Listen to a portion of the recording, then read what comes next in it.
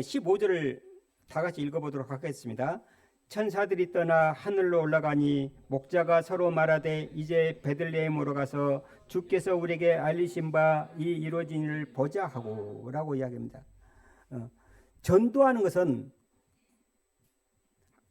이렇게 여러분들이 복잡하게 성경에 뭐 신학을 논하고 뭐 구원론이 어떠고 뭐 신론이 어떠고 이런 것들을 알아서 전도하는 게 아니에요. 우리가 하나님의 예수 그리스도의 증인이라고 그랬잖아요. 증인이 뭡니까? 보고 들은 대로 해야 되는 거예요. 우리가 요즘에 언론 매체에서 재판하는 것을 많이 보게 됩니다. 원하든 원하지 않든 많이 보게 돼요. 그런데 거기서 뭐 합니까? 추측으로 이야기하면 추측으로 이야기하지 마십시오. 보고 들은 대로만 이야기하십시오. 이렇게 이야기를 많이 하잖아요. 그게 증인인 거예요. 증인으로 와서 내가 이런 것 같다라고 말하면 곧바로 제재가 들어갑니다. 그렇게 하지 말고 보고 들은 것만 이야기하십시오. 사실대로 이야기하십시오. 그게 증인인 거예요. 그래서 우리가 하나님의 증인이 되면 뭡니까? 우리가 하나님을 만나야 되죠. 하나님에 대해서 들어야 되죠.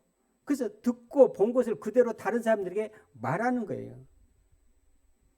내가 하나님 말씀을 듣지 않았고 하나님을 보지도 않았는데 어떻게 증인이 됩니까? 증인이 될 수가 없어요. 내가 하나님을 만나기 전에는 이런 삶을 살았는데 내가 하나님을 만나고 이런 삶으로 변했어. 네가 나를 보지 않느냐. 이렇게 이야기를 할 수 있어야 되는 거예요. 그런데 하나님을 만나기 전에도 똑같고 만나고 난 후에도 똑같고 그런데 하나님을 만나서 내가 변화됐다. 누가 믿겠습니까? 하나님을 증인이라는 것은 내가 보고 들은 대로 이야기하는 거예요.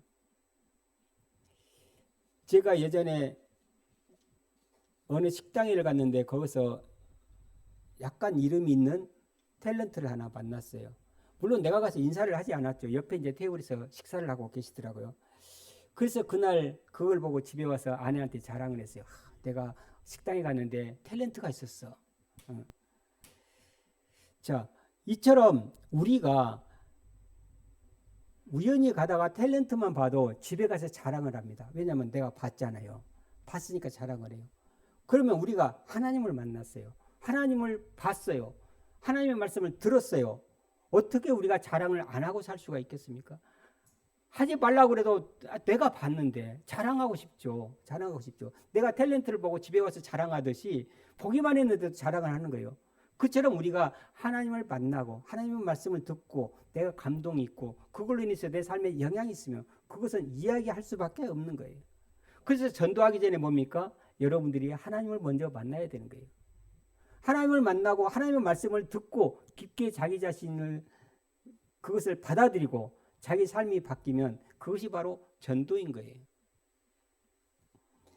오늘도 보면은 목자들은 그랬습니다. 하나님의 말씀을 듣고 보고 어떻게 됐습니까? 곧바로 내려와서 전하고 있습니다. 전하고 있어요.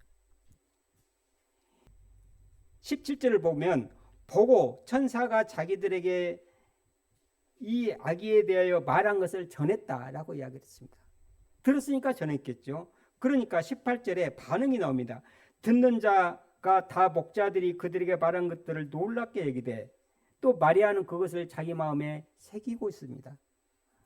그리고 모든 사람들이 영광을 돌리며 찬송하며 돌아갔다라고 이야기를 합니다. 목자들은 아까 말했던 것처럼 누구도 신뢰하지 않는 사람들이에요.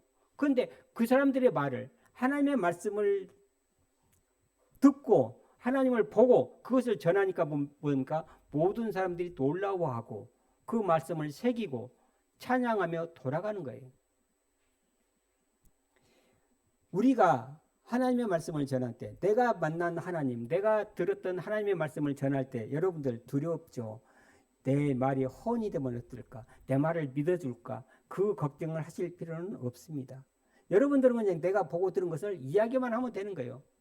그렇다고 하나님 믿어요 아니라 내가 하나님을 경험했던 것들을 이야기를 하면 돼요. 내가 하나님을 믿기 전에는 이런 삶을 살고 이런 생각으로 살았는데 하나님을 만나고 내 생각이 바뀌었어.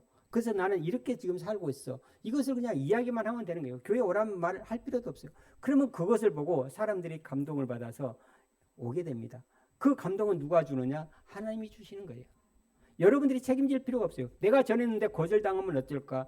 그래서 우리는 복음을 전하면 그 뒤는 누가 책임져 주신다? 하나님이 책임져 주시는 거예요. 여러분들 두려움 없이 전하십시오.